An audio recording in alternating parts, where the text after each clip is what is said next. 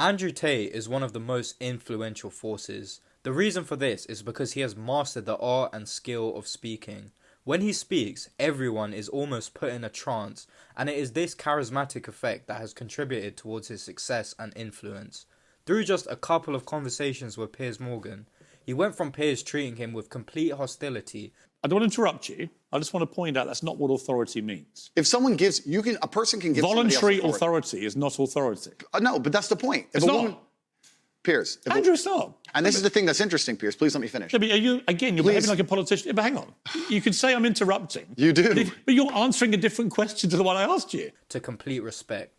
To the point where he even defends him in conversations with other people. Do you think he's a misogynist? I don't think he's a misogynist. No, I don't think so. I mean, a misogynist means somebody who hates women. Yeah, I don't think he hates women. I do think he hates women. I think he thinks women are nothing. I think he would not know what to do with you and I, Esther, because he does not know how to deal. He gives interviews to people like you or to Hugo Rifkin. He'll give interviews to men. But a lot of women I've spoken to about... Yeah, but a lot of women... But he's done interviews with women. I've seen them before on YouTube. And he's very polite and respectful. Yeah, women do. A lot of women do like him. Exactly. I'm going to explain the strategies he uses so that you too can do this with people in your own life. As you can see, he always maintains an upright body posture, which has a multitude of benefits. This allows him to feel and appear calm and confident, while also demonstrating high status. This has the effect of making the audience feel like he has something worth listening to, and a sense of trust is already established. This also allows him to breathe easily and project his voice to more successfully take control of the conversation. This leads on to the most important point, which is the speed and confidence in which he talks. This is truly a rare skill, because speed of delivery is an indicator of confidence in what he's saying, and a sure sign that he knows his material. It's important to note that he talks in a way that is fast, but slow enough to be understood. He can achieve this because he refrains from filler words or stuttering. He even repeats the question in order to give himself time to think, without disrupting the flow of the conversation. How does the flux capacitor work? I'm going to tell you exactly how the flux capacitor works. Here's how it works. Look at this. I just got the deal. You didn't. All I did was repeat his question. You're saying, so you have time to think. I'm repeating the question, so I have time to think. This precision, coupled with the clarity of intellect, allows him to win people over. Young men, though, all aspire to be like you. Should young men aspire to work very hard, have no criminal record, become multimillionaires, protect and provide for the women close to them? Andrew Tate frequently uses analogies as a way of getting his point across. Chess absolutely reflects life, and even I say this now in my business meetings with my team. A lot of the problem in the world today, especially with teams and businesses, etc., everyone wants to be the king. But if you want to have a team, if you want to have a side that wins, if you want to win a game of chess, everybody has to know their role and do their role effectively. This is so effective because it allows the audience to not just be talked at, but also use their cognitive functions and in turn feel more included by Tate in the conversation. Another advantage Tate has is being able to manage high-stress situations. As you can see here... do you ever get afraid of getting canceled for being so... the shit you say? Did you just say, firstly, let's make a few things... No, I understand, but... Wait, let me finish. I mean that in the sense where it's like, you seem to say crazy shit and your audience gets bigger, when usually people who say some shit that you say, a lot of people would come after them. That's true. But firstly, I don't live in fear, so I'm not afraid of anything. But how could you get canceled? Because most of your shit is not even your own accounts, right? Secondly, I'm just breaking down the sentence as a professional because that's what I do. You said fear of getting canceled. So the first word incorrect was fear. I'm not afraid of anything. I don't live in fear. Second thing is canceled. If I was going to be afraid of anything on the planet, the last thing I'd be afraid of is getting canceled. Like, I've had people try to kill me. I have real enemies. As we stand right now, there are groups of men waking up who want a bullet in my head. I don't give a fuck if some dork on the internet makes a video saying cancel Tate. Don't give a solitary shit. I have real problems.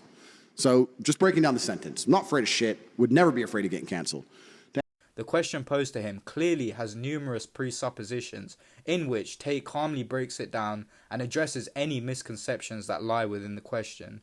This was a mild example, but more examples can be found in the first Andrew Tate versus Piers Morgan debate. All I've done is literally read out all the things we identified from all the research that I thought were blatantly misogynist. Understood. And given you the chance to respond. And the only time I've interrupted you is when you've tried to answer a completely different question. Understood, Piers. But these things were said. Here, Piers is steamrolling concessions at Tate, and instead of being derailed, Tate puts his ego aside and acknowledges Piers in order to preserve the continuity of the debate. You've praised the Taliban in the past. Would you do so again tonight? The world is not black and white. The world is gray. It's very difficult to sit and make black and white assumptions about anything, to sit and say that the Taliban are completely and utterly evil and we're completely and utterly good, as you just discussed with the moral high ground. I believe that the Taliban bring law and order. It may not be the law and order we like, but it's a form of law and order.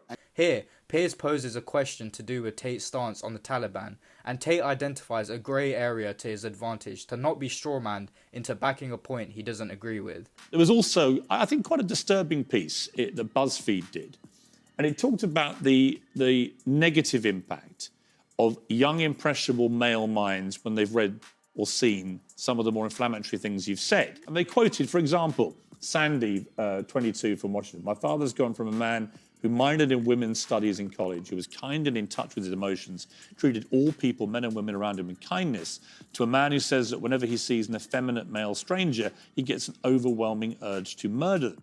Here, Piers uses a bandwagon fallacy to paint Tate in a bad light, but Tate sees a logical flaw in this and is quick to point it out, letting the argument fall to its face. Did you say that my father went?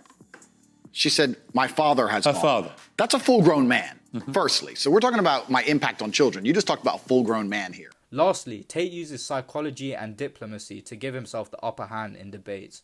This is very smart because he'll use an antagonist approach which will cause the other person to react emotionally rather than logically, and their lack of rationale will backfire against them in the midst of Tate's calm demeanor. The game away to the entire YouTube world, why I've destroyed absolutely everybody in any debate ever. I say things that they know are true and that they agree with, but I say it in a way that angers them emotionally, and they get caught up in their brain because they're saying, he's saying the truth, but I'm pissed off by how he's saying it. So I want to argue with him, but he's right. So instead of saying men are physically stronger than women, I'll say females are weak. Females are weak. Well, females are weak. Females are weak. Men are strong. Females are weak. No, but females are, but I'm right. And he knows I'm right, but he's mad now. And so is she. And they sit there, and you'll happen on Dave Portnoy. You end up having a whole group of people sitting there trying to argue. Well, some women are strong like men, trying to argue the fact that women are as strong as men physically because I've emotionally controlled them all and upset them all. Now that you've learned some of the key strategies that Andrew Tate uses to gain respect and win over any audience, I recommend going back through the examples and thinking specifically of how you could apply these to your own life. Hope you found this video useful, and be sure to subscribe because I'm going to continue uploading more analyses like this.